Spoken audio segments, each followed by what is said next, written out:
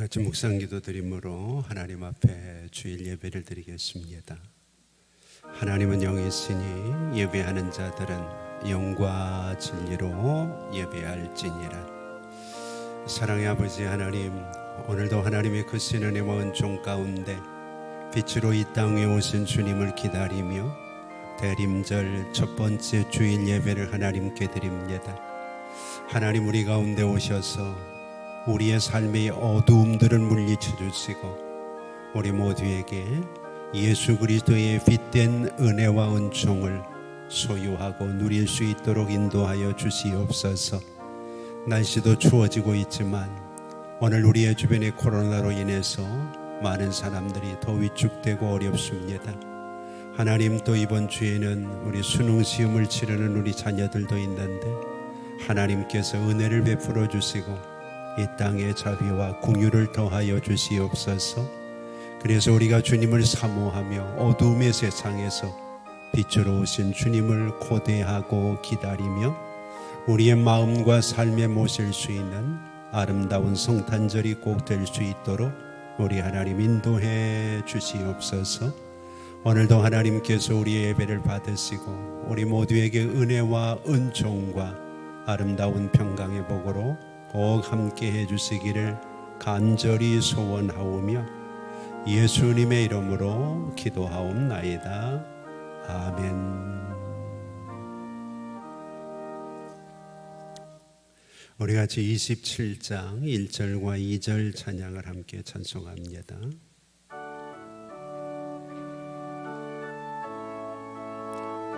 (27장) 찬양입니다.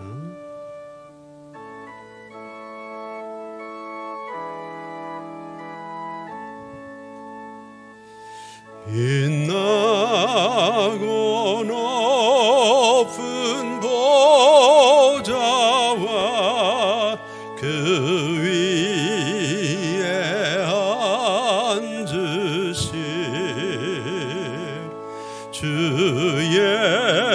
예수 얼굴 영광이 해같이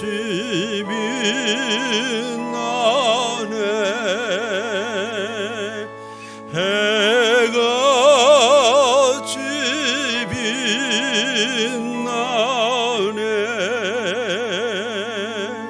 지극히 높은 위엄과 한없는 자비를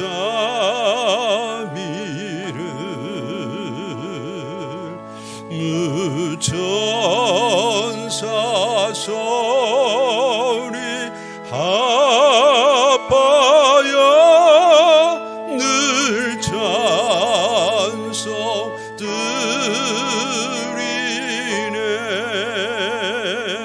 늘 찬송 드리네.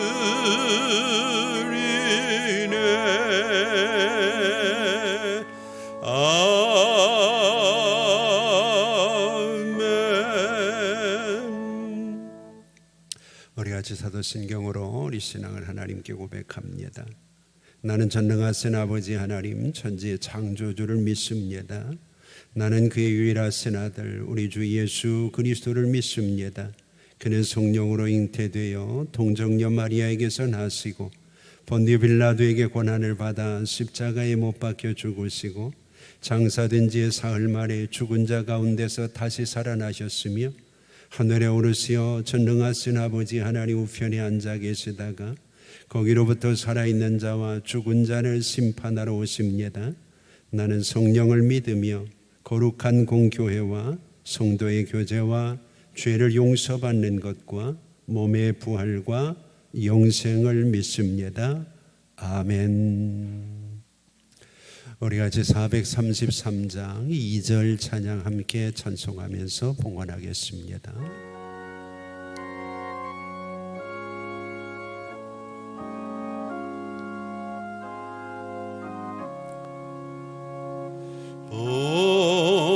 봉헌할 물건 나 없어도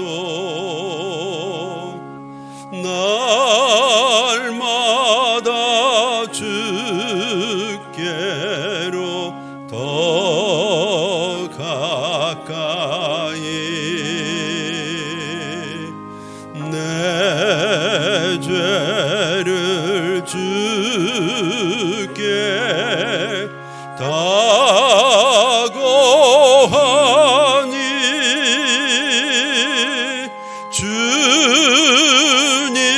주님의 보혈로 날 씻으사 눈보다 더 희게 하옵소서.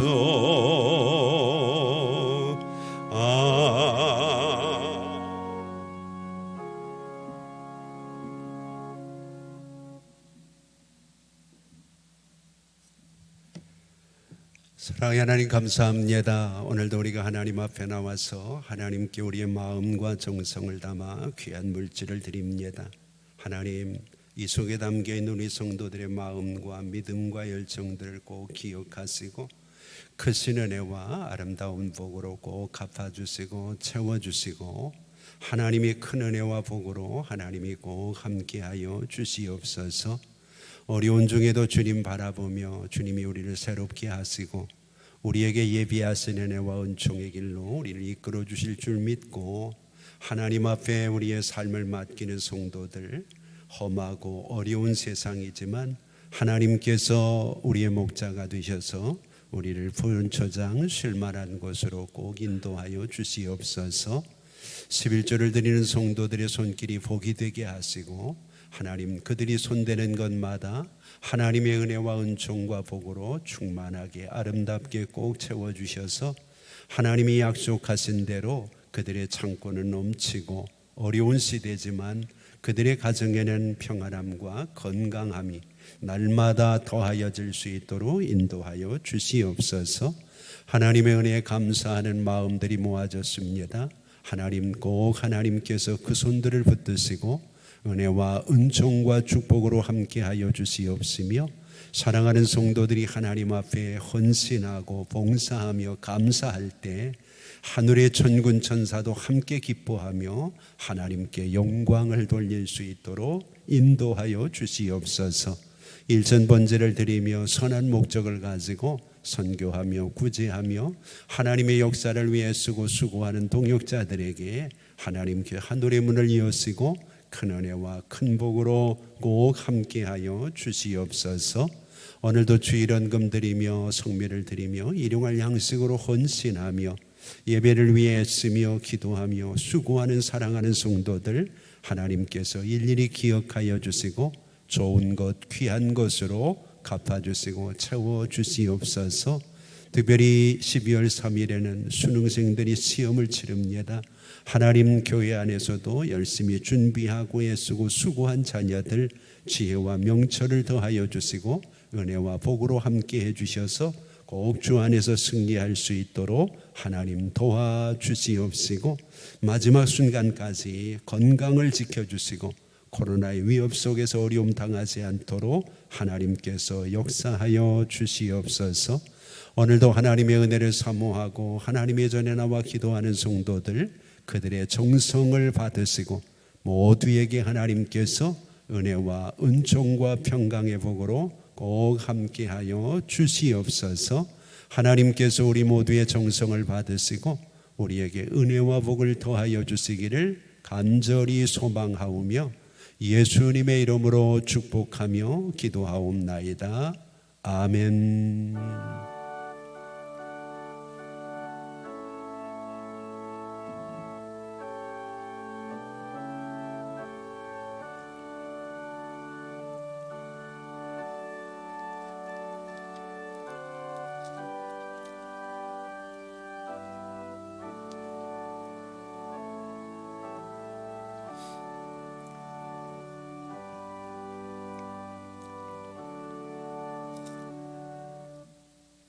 우리 같이 성경 보겠습니다. 하나님의 말씀은 출애굽기 10장 21절부터 23절까지의 말씀입니다.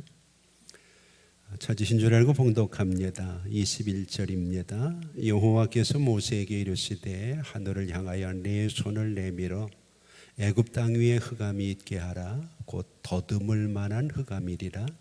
모세가 하늘을 향하여 손을 내밀매 캄캄한 흑암이 3일 동안 애굽 온 땅에 있어서 그동안은 사람들이 서로 볼 수 없으며 자기 처소에서 일어나는 자가 없으되 온 이스라엘 자손들이 거주하는 곳에는 빛이 있었더라.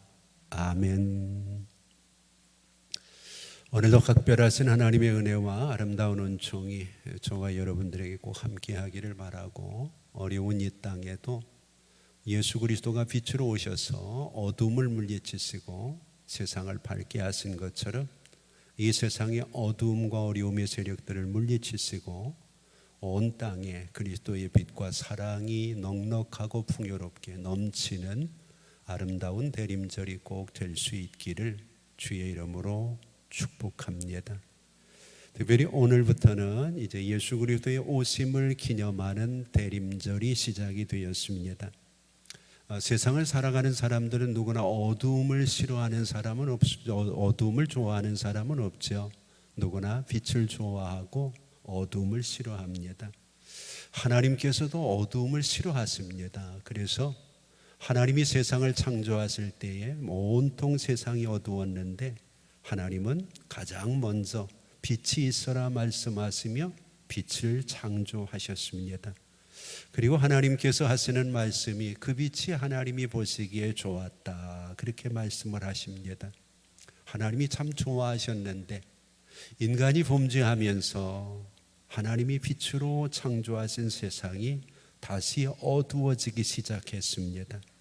세상이 어두워져서 사람들이 갈 길을 찾지 못하게 될 때 하나님께서는 다시 어두운 이 땅에 빛으로 오셨습니다.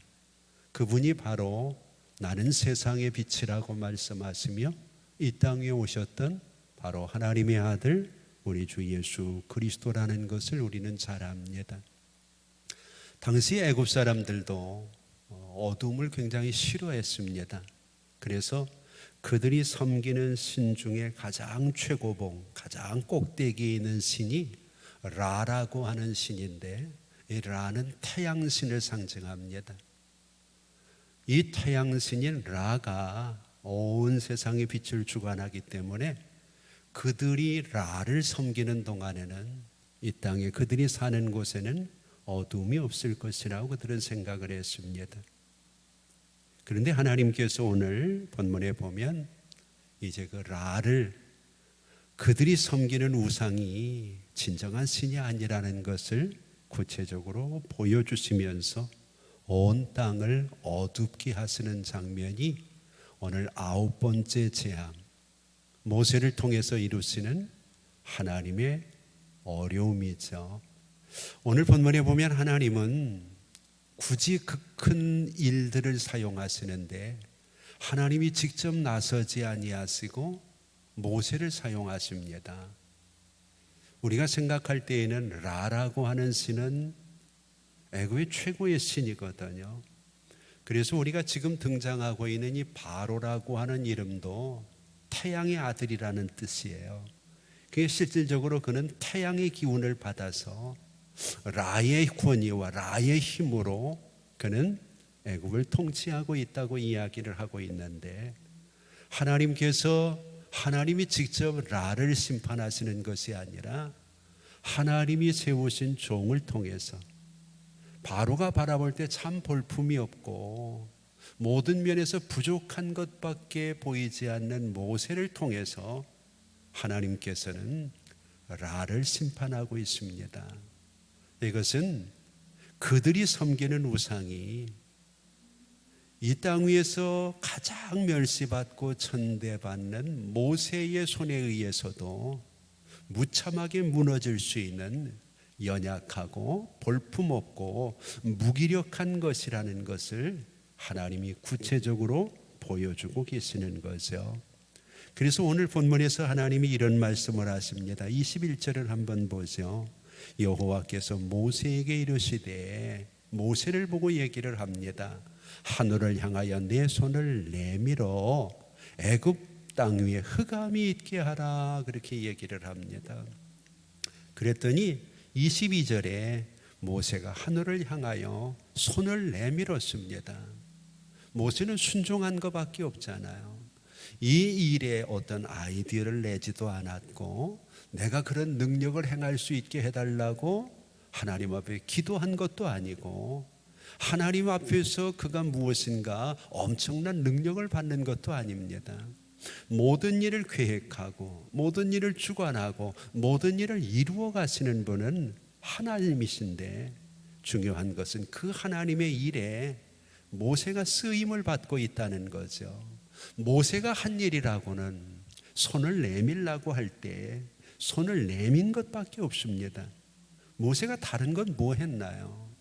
열심히 이 일을 위해서 40일을 금식하며 기도했다는 말도 없고, 그가 경건하게 무엇인가 이것을 위해서 준비했다는 말도 없습니다. 오늘 우리가 세상을 살아가면서 하나님께서 하나님의 역사를 계획하고 준비하고 이루어 가실 때, 오늘 우리는 그 하나님의 역사와 계획에 순종하고 동참하기만 하면 하나님께서는 놀라우신 하나님의 능력으로 우리를 통해서 하나님의 역사를 이루어 가실 수 있다는 것을 믿으시기 바랍니다. 모세처럼 힘없다고 핑계하지 말고, 주어진 환경이 어렵다고 낙심하지 말고, 우리에게는 오늘도 우리와 함께 하시는 하나님이 계신 것을 믿고 그 하나님의 말씀을 들을 수 있는 귀, 그리고 그 하나님의 말씀에 순종할 수 있는 우리의 믿음이 있다고 하면, 반드시 하나님은 오늘 아무것도 아닌 것 같은 모세를 통해서 애굽의 최고의 신인 라를 심판하시고 애굽 온 땅에 어둠을 주셨던 것처럼, 우리가 살아가는 우리의 삶의 어려움들을 한순간에 바꾸실 수 있는 능력이 있다는 것을 꼭 기억하시고 믿으시기 바랍니다. 오늘 본문에서 중요한 것은 모세는 순종한 것뿐입니다. 그런데 우리가 보는 것처럼 모세의 지위가 올라가고 모세를 많은 사람들이 존경하고 모세를 우러러보게 됩니다. 마치 그 일을 모세가 행하는 것처럼 말입니다. 하나님은 하나님의 능력으로 하나님의 일을 이루실 때 우리를 사용하시지만, 하나님이 우리를 사용하실 때 하나님의 역사 앞에 쓰임받는 그 사람은 하나님과 함께 높아질 수 있다는 것을 우리에게 구체적으로 보여주고 있는 거죠. 오늘 우리에게 주어진 모든 상황은 하나님이 계획하시고 하나님이 하십니다. 끝까지 하나님의 편에 서서 하나님이 우리에게 원하시는 대로 순종하며 나아가는 우리가 꼭 되기를 바랍니다. 오늘 본문에 보면 모세가 하늘을 향해 손을 내밀었는데 캄캄한 흑암이 3일 동안 애굽 온 땅에 있었다, 그렇게 얘기를 합니다. 애굽 온 땅에 있었다. 그러면 이 원리대로 이야기하면 오늘 본문에 나와 있는 애굽 온 땅이라는 말과 대칭이 되어지는 23절 마지막 부분에 보면 온 이스라엘의 자손들이 거주하는 곳에는 빛이 있었다. 이 말은 앞에는 땅을 중요하게 여기고 뒤에는 이스라엘 자손, 사람을 중요하게 여기는 가치관의 차이를 우리에게 보여주고 있습니다. 하나님은 애굽 사람들에게 어둠을 주신 것이 아니라 온 애굽 땅에 어둠을 주셨습니다. 그러면 이스라엘 백성들이 그들의 삶 속에서 하나님이 그들에게는 빛을 주셨잖아요. 근데 중요한 것은 그들의 땅에 빛을 준 것이 아니라 온 이스라엘 자손, 사람들에게 하나님께서는 빛을 주고 계시다는 거죠. 특별히 본문에 보면 빛이 없어졌다고 얘기하지 않습니다. 흑암이 있었고 빛이 있었고 그렇게 얘기를 합니다. 우리 생각에는 흑암이 생겨지면 빛이 없어지는 것 아닙니까? 빛이 생겨지면 흑암이 없어지는 것 아닙니까? 근데 성경은 없어졌다는 얘기를 하지 않습니다. 흑암이 있었다고 얘기를 해요. 그리고 빛도 있었다고 얘기를 합니다. 오늘 우리의 삶의 현장도 마찬가지입니다. 지금 우리가 빛 가운데 산다고 어둠이 없어진 건 아닙니다. 하나님의 백성이 거기 있기 때문에 하나님께서는 그 땅이 비록 애굽에 있지만 하나님은 그 땅에 빛이 있게 하시는 거예요.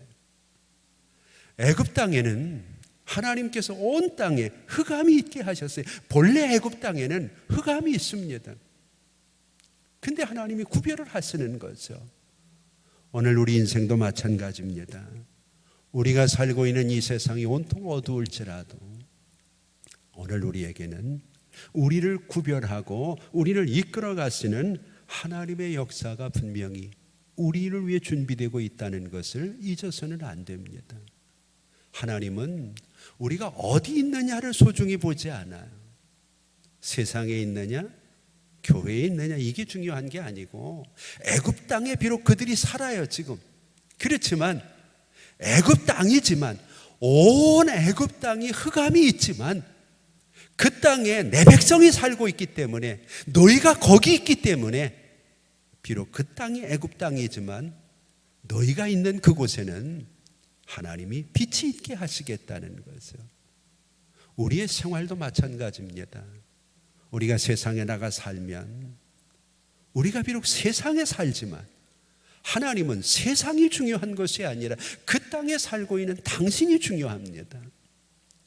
그래서 여러분들이 어디 있든지 이스라엘 자손이 있는 그곳에는 빛이 있었다.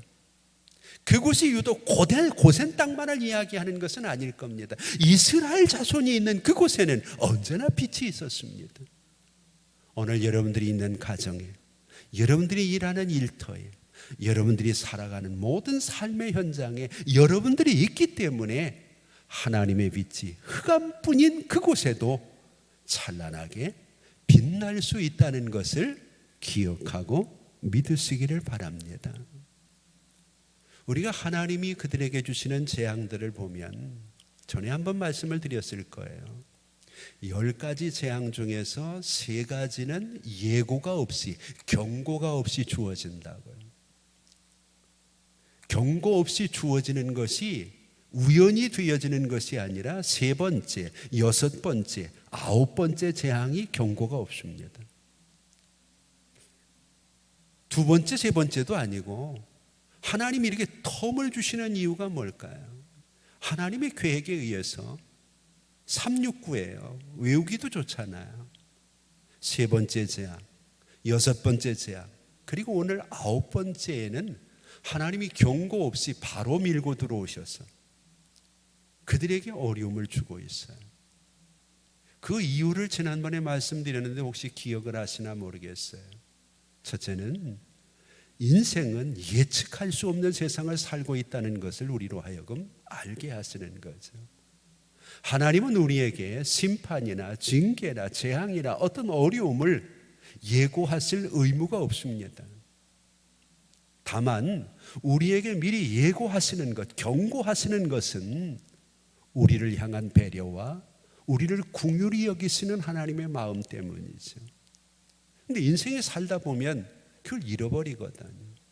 그래서 하나님께서는 이렇게 텀을 두고 너희에게 다가오는 어려움들이 예고 없이 다가올 수 있고 그 예고 없는 것들을 늘 깨어서 준비해야 된다고 하는 그런 의미로 하나님은 중간중간에 이렇게 예고 없이 재앙을 내리시죠. 또 하나 중요한 것은 이 땅의 모든 것들을 심판하시는 마지막 재앙은 예고 없이 온다는 거예요. 예수님이 재림하시는 날짜는 누구도 모르잖아요. 다만 징조가 있을 뿐이죠. 이런 징조들을 통하여 오늘 우리는 주님이 오실 때가 됐구나 깨어서 준비하여 이스라엘이라는 말의 의미가 뭔가요? 하나님과 겨루어서 이겼다는 거잖아요. 우리의 삶의 현장에서 끊임없이 믿음을 가지고 하나님의 말씀대로 살아서 이기고 승리하는 하나님의 사람들이 되어야 된다는 거죠. 오늘 예측이라고 하는 것은 우리의 삶에 있어 대단히 중요한 거죠. 오늘 우리의 주변에 보면 부동산 시가를 예측할 수 있는 사람은 돈을 많이 벌잖아요. 주식 투자를 해도 그렇잖아요. 예측하고 분석해서 가능성이 있는 곳에 투자를 하지 않나요? 내가 그것이 능력이 모자라니까 그것을 잘 예측할 수 있는 사람에게 우리는 재산을 맡기기도 하잖아요. 학생들이 그런 질문을 해봤어요. 왜 공부를 하느냐고요.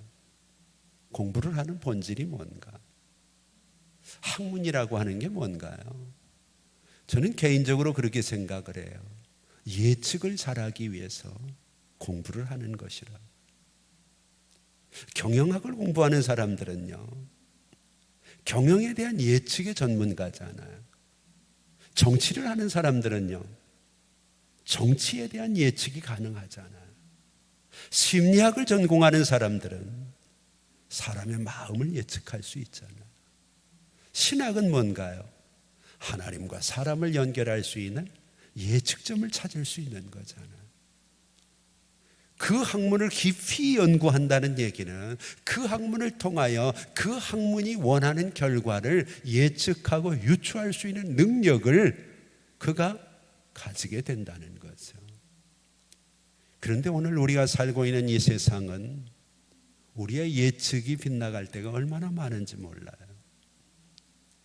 얼마 전에 끝났던 미국의 대통령 선거도 지난번에도 그랬지만 이번에도 예측이 완전히 빗나갔다고 얘기를 하죠. 그래서 예측 전문 기관들이 자기들이 어떤 결과가 나올 것이라는 것을 공표하지도 못하는 이런 안타까운 현실들을 우리가 바라보게 됩니다. 오늘 하나님께서는 이 사건을 통해서 너희에게 주어진 모든 앞날은 너희의 예측대로 되지 않는다는 것을 우리에게 가르쳐 주고 있죠. 오늘 여러분, 우리가 지금 당하고 있는 이 어려운 코로나는 언제쯤 끝날까요? 사람들은 많이 예측을 합니다. 그래서 예방책을 내놓고 그리고 계획을 세우죠. 그러나 정말 우리가 예측한 대로, 우리가 계획을 세운 대로 모든 것들이 그렇게 진행이 되던가요? 그렇지 못하거든요. 그렇기 때문에 우리에게 필요한 것이 하나님이고, 그렇기 때문에 우리는 더욱 우리에게 주어지는 예측 없이 다가오는 이런 재앙을 통해서 인간이 예측하고 인간이 계획을 세울 수 있는 것은 한계가 있구나. 모든 것을 주관하고 모든 것을 계획하시는 분은 하나님뿐이신데 그분이 어느 날 내 인생 속에도 우리가 예측할 수 없는 사건을 가지고 역사하실 수 있구나 하는 것을 깨닫고 더욱 그 하나님을 의지하고 바라봐야 되지 않겠습니까? 그래서 오늘 세 번째, 여섯 번째, 아홉 번째 369의 사건은 전혀 인간이 예측할 수 없는 하나님이 계획하시고 준비하시고 진행하시는 것으로 우리가 바라볼 수밖에 없는, 그래서 우리 인생의 연약함을 깨달을 수밖에 없는 그런 인간의 연약한 모습을 보게 되죠. 이런 어두운 세상, 이런 어려운 세상에 우리 예수님께서 빛으로 오신 거죠. 그래서 그 예수님이 우리에게 요한복음 14장 27절에 평안을 너희에게 주노라, 내가 주는 평안은 세상이 주는 것과 같지 않다고 하시면서 너희는 마음에 근심하지 말고 두려워하지도 말라고 우리에게 말씀하십니다. 오늘 여러분, 본문에 나와 있는 흑암이 얼마나 어려웠나요? 얼마나 흑암이 컸었든지 21절을 보세요.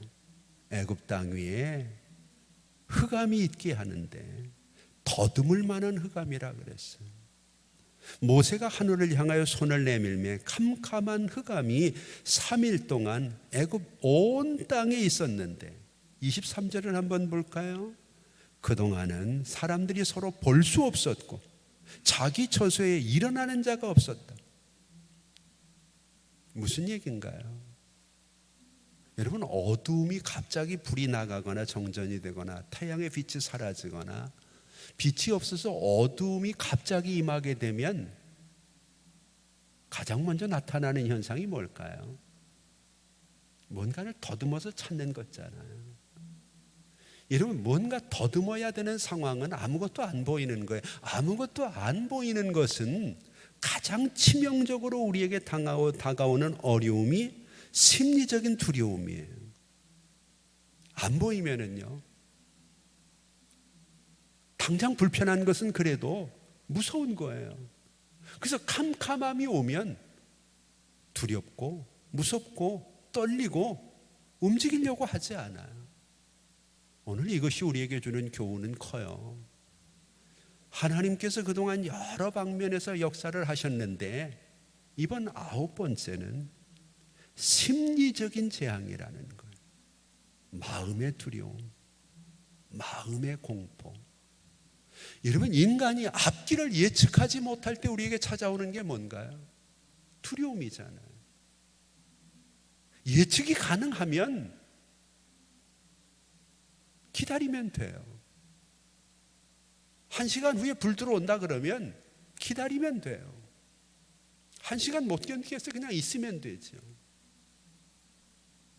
그런데 예측이 안 되는 거예요. 더듬어서 찾을 수도 없는 거예요. 일어나서 움직일 수가 없으니까 그들은 3일 동안을 꼼짝도 못하고 서로 얼굴도 알아보지 못하고 일어나 움직이지 못하는 어두움이면 도대체 그 어두움이 얼마나 컸겠어요. 그 어두움이 언제 물러갈지, 그 어두움이 그들에게서 언제 떠날지 누가 아나요? 지금 우리가 당하는 코로나의 위기도 그런 것 아닐까요?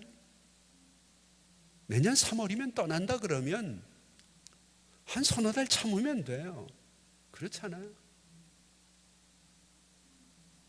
금년 말까지 애쓰고 수고해서 이제 내년 1월 1일부터는 마스크 벗고 다녀도 되겠다, 이런 분명한 확증이 있으면 뭔들 못하겠어요. 근데 그게 없는 거예요. 그러니까 찾아오는 것은 심리적인 두려움이고, 이 두려움이 커지게 되면 이제는 여러 가지 어려운 문제들이 발생을 하게 되겠죠. 예수님께서 찾아오셔서 우리에게 이 심적인 문제에 대해서 두려워하지 말라, 근심하지 말라, 걱정하지 말라, 내가 너희에게 주는 평안은 세상이 주는 것과 다르다, 그렇게 말씀을 하십니다. 오늘 그러면 우리가 꼭 기억할 것은, 우리가 원하는 것이 세상의 평안이냐 아니면 그것과 다른 평안이냐. 세상 사람들처럼 그런 수준의 평안을 원한다면 주님이 다시 오시기를 고대하지 않아도 되겠죠. 그러나 그렇지 않고, 비록 사망의 음침한 골짜기 속에서도 진정한 내 마음의 평안이 세상의 것과는 다른 주님이 주시는 평안을 누리기를 원한다면, 우리가 세상 바라보지 말고 이 대림절에 주님의 은혜를 사모하고 그 주님을 바라보면서 주님을 내 마음속에 빛으로 모셔야 되지 않겠습니까? 그 일을 위해 주님이 오셨고, 오늘 주님은 우리의 마음속에 그렇게 찾아오시면서 내가 거기 있어서 내가 빛으로 내 속에 임하겠다. 이스라엘 자손이 있기 때문에 그곳의 빛이 비록 애굽 땅이었지만 그곳에는 빛이 있었던 것처럼, 하나님의 은혜를 사모하는 내가 있기 때문에 하나님은 내가 있는 가정에, 내가 있는 일터에, 내가 살아가는 삶의 현장에 오늘도 빛으로 오실 것을 믿고 기대하고 기다리시는 은혜가 있기를 바랍니다.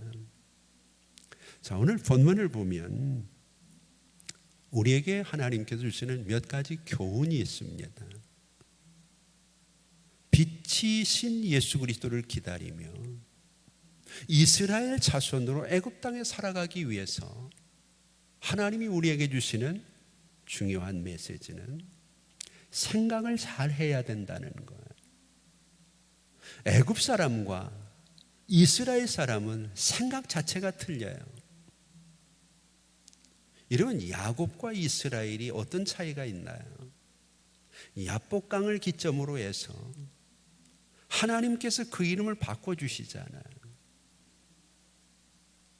이전에 야곱은 세상 것만 추구하던 사람이에요. 그런데 이스라엘은 이제는 하나님의 사람으로 하나님께 선택을 받아서 하나님이 원하시는 일들을 준비하고 계획하고 생각하는 사람이잖아요. 하나님은 야곱의 족속이 있는 곳에 빛이 있다 말씀하시지 않고 이스라엘 자손이 있는 그곳에 빛이 있다고 얘기를 해요. 우리가 이스라엘 자손이 되는 게 중요하다는 거예요.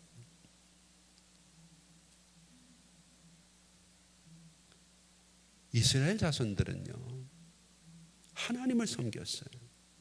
애굽 사람들은요, 라를 섬겼잖아요. 이스라엘 자손들은 그들은 그 땅의 노예가 아니라고 생각을 했어요. 그래서 그들은 그 땅을 떠나려고 해요. 그런데 애굽 사람들은 이스라엘은 자기들의 노예인 줄 알아요. 그러니까 그들을 잡아두려고 하는 거죠. 그래서 오늘 다급해진 바로가 타협안을 내세웁니다. 어떤 타협안을 내놓나요? 오늘 본문에 보면 바로가 다시 모세를 부릅니다. 24절을 한번 보세요. 바로가 다급하니까 모세를 불러서 너희는 가서 여호와를 섬겨라. 그러나 너희의 양과 소는 머물러 두고 너희 어린 것들은 너희와 함께 가라. 그렇게 얘기를 해요. 이때 바로의 마음속에는요, 그들이 다시 와야 된다는 거예요. 너희가 하나님을 섬기든 하나님께 제사를 지내든 광야로 나가든 너희는 다시 이곳으로 올 수밖에 없다는 거죠. 근데 모세는 뭐라 그러나요? 이스라엘 백성들은 어떻게 생각을 하느냐? 그들은 다시 올 생각이 없어요. 그들은 그곳을 떠나는 거예요. 여러분, 우리가 믿음 생활을 하면서 애굽 사람처럼 생각하고 믿는 사람들이 많아요. 여차직하면 믿음 버리고 다시 세상으로 가려고 해요. 세상에 뿌리를 두고 오늘 우리가 신앙생활을 하려고 하다 보니까 뭔가 우리의 근거가 애굽에 있는 것처럼 생각을 해요. 그러나 믿음 생활은 그렇게 하는 것 아니잖아요. 창세기 12장 1절을 보면 하나님께서 그 살기 좋은 갈대아 우르를 떠나라고 얘기를 해요.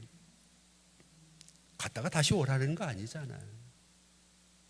믿다가 다시 세상으로 갈 수 없어요. 애굽의 생각을 가지고는, 애굽 사람들의 생각을 가지고는 섬기는 대상이 다르고 그들의 뿌리는 애굽에 있는 것. 그 이스라엘의 생각은 어떤가요? 그들이 섬기는 것은 여호와예요. 그들의 뿌리는 애굽이 아니에요. 그들은 애굽을 잠시 거쳐가는 것뿐이죠. 오늘 여러분들은 어느 것을 더 소중히 여기나요? 우리의 뿌리가 하늘에 있나요? 아니면 세상에 있나요? 신앙생활 하다 좀 힘들면 다시 세상으로 돌아가실 건가? 살다가 어려우면 다시 믿음 포기해도 되는 건가? 하나님께서는 모세를 통해서 다시 돌아오지 않을 애굽 땅을 분명히 얘기를 하셔요. 우리의 신앙은 결단이 필요하고요. 우리의 신앙은 하나님이 원하시는 길을 위해서는 우리를 부인하고 십자가 지고 주님을 따라가야 돼요. 이 롯의 아내를 한번 보세요. 뿌리가 소돔에 있었잖아요. 가다가 자꾸 뒤돌아보고 결국 소금 기둥이 되고 말잖아요. 신약에도 데마라고 하는 사람은 세상을 사랑하여 바울을 쫓아다니면서 그렇게 헌신하고 애를 쓰던 사람이 어느 날 보니까 세상으로 가버리고 만 거예요. 이 코로나의 위기가 여러분들을 하나님께로 더 가까이 나갈 수 있는, 가나안을 향해서 한 걸음 한 걸음 더 우리가 최선을 다해 나아갈 수 있는 믿음의 전진이 될지언정 그동안 그나마도 쌓아놓았던 믿음 떨구어 버리고 다시 옛날로, 다시 세상으로, 다시 믿음이 없던 때로 돌아가 버리는 안타까움이 없기를 원합니다. 잠언 23장 7절을 보면 중요한 말을 성경이 해요. 사람의 생각이 어떠하면 위인도 그러하다, 그렇게 얘기해요. 생각이 그 사람을 결정한다는 거예요. 200만이나 되는 이스라엘 백성들이 광야로 나왔어요. 가나안 땅을 정탐하고 돌아온 10명이 어떤 생각을 하나요? 부정적인 생각을 하잖아요. 믿음 없는 생각을 하잖아요. 결국 그들은 어떻게 되나요? 그들이 이야기했던 대로 광야에서 다 죽고 말았어요. 그러나 생각이 달랐던 여호수아와 갈렙은 같은 어려움을 겪으면서도 결국은 그들의 생각대로 가나안으로 들어가지 않나요? 이 코로나에 무슨 생각을 하고 사시나요? 우리의 뿌리가 세상에 있다고 생각을 하시나요? 그러면 바로의 이야기에 공감을 할 수밖에 없어요. 두고 온 것에 가야죠. 그러나 모세는 그렇지 않아요. 우리는 애굽에서 떠나겠다는 거예요. 우리가 이 땅 위에서 하나님이 원하시는 생각을 하게 될 때 그 생각은 마치 씨앗과 같아서 콩을 심으면 콩이 나오고 팥을 심으면 팥이 나올 수밖에 없죠. 또 한 가지는 고집을 버려야 된다는 거예요. 고집을 버리는 것이 중요해요. 예수를 따르는데도 가장 중요한 게 자기를 부인하는 거잖아요. 이게 코로나 시대, 이렇게 어려운 시대일수록 우리가 자기를 부인하고 내 고집을 버리는 신앙 훈련을 해야 되거든요. 근데 언제부터인가 내 성이 분명해가지고 그 안에서 안 나오려고 하면 이보다 더 어려움이 있을 때는 어떡하나요? 우리가 10장 9절 말씀을 한번 보세요. 모세가 먼저 얘기를 했어요. 우리가 여호와 앞에 절기를 지킬 것인데 우리가 남녀노소와 양과 소들을 데리고 가겠다. 딱 그렇게 얘기를 하거든요. 근데 24절에 바로가 모세를 불러서 너희는 가서 여호와를 섬기되 너희의 양과 소는 머물러 둬라, 그렇게 얘기합니다. 이게 무슨 얘기인가요? 모세가 이전에 9절에서 양과 소만 데리고 가겠다 그랬어요. 그때 모세를 보냈으면, 그때 바로가 고집을 안 부렸으면 모세와 이스라엘 백성들은 나머지는 다 두고 뭐만 가지고 가요? 양과 소만 가지고 가게 돼 있어요. 하나님께 예배하는 일이 중요하기 때문에 그들은 재물만 가져가겠다는 거예요. 근데 이제 상황이 바뀌었어요.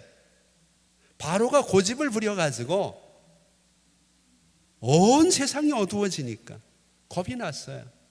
그래서 이전에 그들의 이야기를 떠올리고 24절에서 그가 얘기하는 거예요. 여호와를 섬겨라. 너희의 양과 소는 머물러 두고 너희 어린 것들과 함께 가라, 그렇게 얘기를 해요. 그런데 모세가 이렇게 말을 바꾸죠. 26절 말씀을 한번 보세요. 우리의 가축도 우리와 함께 가겠다. 양과 소뿐 아니라 이제는 못도 가겠다는 거예요. 가축까지 다 가겠다는 거예요.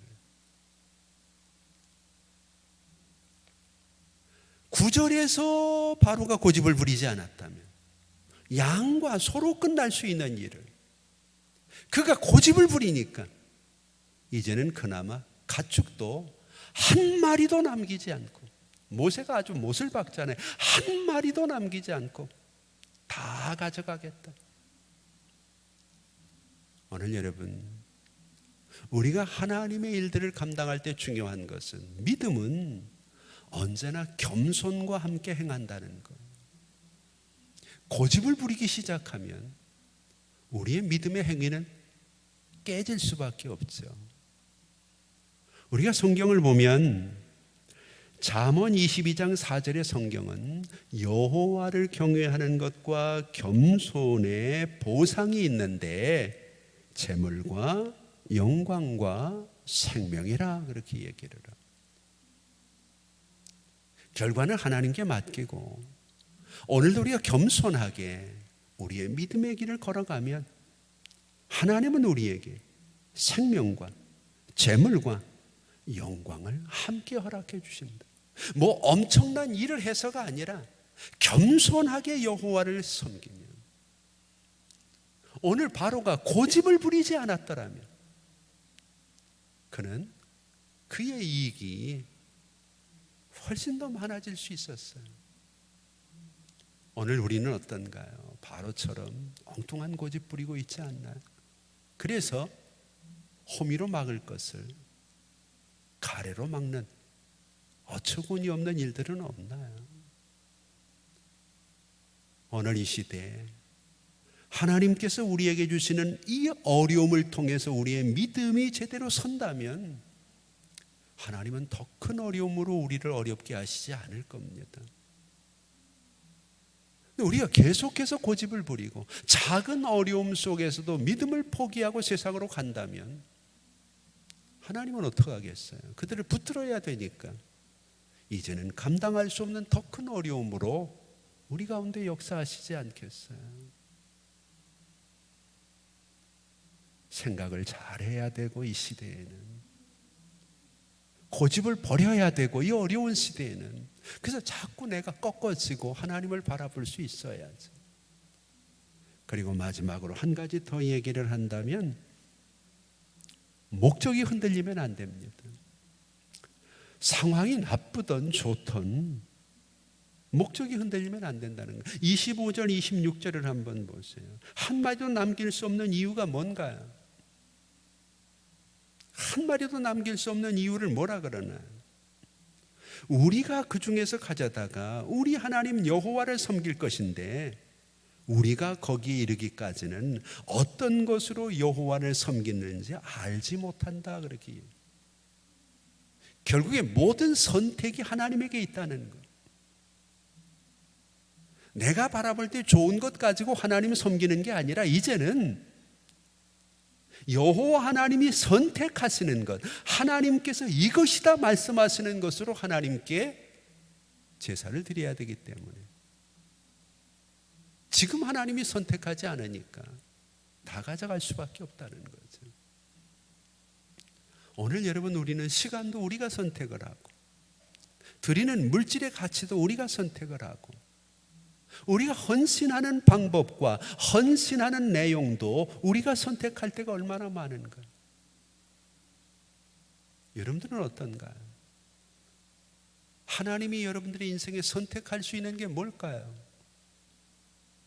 오늘 본문의 모세는 다 하나님이 선택해야 된다, 하나님의 선택에 맡겨야 된다는 거죠. 당신이 이래라 저래라 할 일이 아니라는 거예요. 모세의 믿음이 바로가 당하는 어려움들을 보면서 이렇게 성숙해가고 성장해가고 하나님 앞에 아름답게 장성해가는 것들을 우리는 바라보게 되죠. 우리에게 주어지는 어려움은 분명히 힘들고 어렵습니다. 그러나 이 어려움 속에서 우리의 생각이 바뀌기를 원합니다. 우리가 이 땅 위에 살지만 우리는 이 땅 위에 영원히 뿌리를 내리고 살 사람들은 아닙니다. 우리의 시민권은 하늘에 있다는 것을 믿으시고, 혹시라도 바로처럼 고집을 부리는 일이 있다면 오늘 내려놓으시기 바랍니다. 어쩌면 그 고집 때문에, 자기를 부인하고 꺾지 못하는 그 어려움 때문에 바로가 당했던 것처럼 더 큰 손해와 어려움이 있을 수도 있습니다. 기왕 예배하고 어려운 시기에 믿음을 지키시는데 모든 선택을 내가 하지 말고 바로처럼, 오늘 모세처럼 그 중에 어떤 것을 하나님이 원하시는지 우리가 모른다. 내 인생 속에서, 내 시간 속에서, 내 가진 물질 속에서, 내가 가지고 있는 재능 속에서 하나님이 어떤 것을 선택하실지 우리 모르잖아요.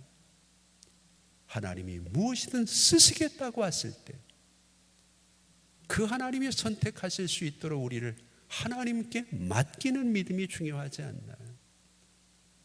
창세기 22장을 보면 아브라함이 그 아들 이삭을 데리고 모리아 산으로 올라갈 때 이삭이 묻습니다. 아버지, 불과 나무는 여기 있는데 번제할 어린 양은 어디 있습니까? 그랬더니 22장 8절에 아브라함이 이렇게 얘기를 합니다. 아브라함이 이르되 내 아들아, 번제할 어린 양은 하나님이 자기를 위하여 친히 준비하시느니라. 오늘 여러분, 우리가 하나님 앞에 우리를 내드리면 하나님은 우리를 통해 더 놀라운 일들을 이루어 가실 겁니다. 하나님이 뭐가 부족해서, 뭐가 모자라서, 무엇이 필요해서 오늘 우리를 이 어려움 속에서 부르시는 것이 아니라는 것을 기억하고, 모세가 하나님의 말씀 그대로 순종하니까 하나님의 일은 진행이 되고 모세는 위대하고 높아지지 않나요? 여러분도 어렵지만 하나님의 말씀에 순종하고 하나님께 쓰임받는 우리가 되어서 하나님이 우리가 있는 그곳이, 내가 거기 있으므로 내가 그곳에 빛을 비추어야 되겠다고 작정하실 수 있는 은혜가 있기를 바라고, 어렵고 힘든 코로나가 12월이면 우리에게 또 어떤 어려움으로 다가올지 모르지만 세 가지만 정리하면 될 것 같아요. 생각을 바꾸고, 우리의 뿌리가 어디 있는지 분명히 알고, 내 고집이나 내 뜻 버리고 자기를 부인하고 모든 것의 선택권을 하나님께 맡길 수 있다면 하나님은 반드시 이 어려움들을 통하여 합력하여 선을 이루시는 은혜와 축복이 분명히 있으리라고 믿습니다. 우리 하나님은 우리가 생각하는 것보다 훨씬 위대하시고 능력이 많으시고 우리의 삶과 온 세상을 다스리시는 분입니다. 그분을 믿는다면 오늘 그분이 하시는 말씀, 비록 애굽 땅이지만 내가 있으므로 내가 있는 그곳에 빛이 있으리라고 하시는 하나님의 그 약속이 오늘 우리의 삶의 현장에서 이루어지는 것들을 경험하고 간증할 수 있는 이 시대의 이스라엘이 될 수 있기를 주의 이름으로 축복합니다. 기도하겠습니다. 이제는 우리 주 예수 그리스도의 은혜와 우리 아버지 하나님 극진하신 사랑하심과 성령님의 감화 감동 위로 교통하심이 어려운 시대를 살아가지만 바로처럼 하나님 앞에서 바른 생각, 하나님이 원하시는 생각, 하나님이 원치 않는 생각들을 저버리지 않고 오늘 모세와 같이 우리의 삶의 어떤 고집이나 생각보다는 위대하신 하나님의 말씀에 순종하여 그 말씀에 쓰임받으며 고난을 믿음의 기회로 바꾸어 나가기를 원하는 우리 성도들 머리 위에, 특별히 12월 3일 수능을 치른 우리 학생들 머리 위에 이제부터 영원토록 함께 있을지어다. 아멘.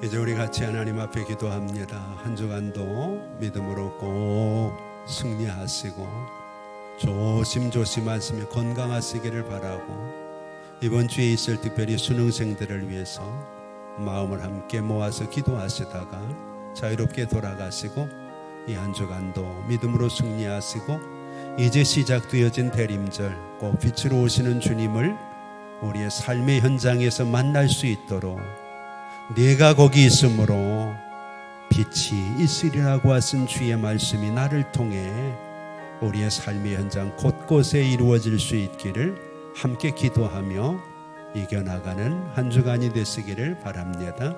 아버지 하나님 감사합니다. 오늘도 우리가 하나님 앞에 나왔습니다.